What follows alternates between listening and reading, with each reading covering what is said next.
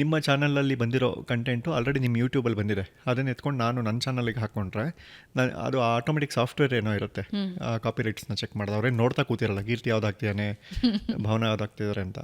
But ಅದು software ಏನು ಮಾಡುತ್ತೆ, ಕಣ್ಣು ಹಿಡಿದ್ಬಿಟ್ಟು ತೋರಿಸುತ್ತೆ ಇದು ಇದಾಗಿದೆ ನಿಂದು ಅಂತ. ನಾವೇನು ಕೇರ್ ಮಾಡದೆ ಸುಮ್ಮನಿದ್ರೆ ನನ್ನ ಚಾನಲ್ 100 ಜನ ನೋಡ್ತಾ ಇರೋರನ್ನ 15 ಜನಕ್ಕೆ ಮಾತ್ರ ತೋರಿಸತ್ತದು. ಅದು ಫೇಸ್ಬುಕ್ಕು ಅಷ್ಟೇ, ಇನ್ಸ್ಟಾಗ್ರಾಮು ಅಷ್ಟೇ. ಇನ್ಸ್ಟಾಗ್ರಾಮಲ್ಲೂ ಅಷ್ಟೇ, ನೀವು ಪ್ರತಿದಿನ ಏನೋ ರೀಲ್ ಮಾಡ್ತಿರ್ತೀರಾ, ಅದು ತುಂಬ ಕ್ರಿಂಜ್ ಆಗಿದ್ರೆ ನಾಳೆ ನೋಡೋರ ಕಡಿಮೆ ಆಗ್ತಾರೆ.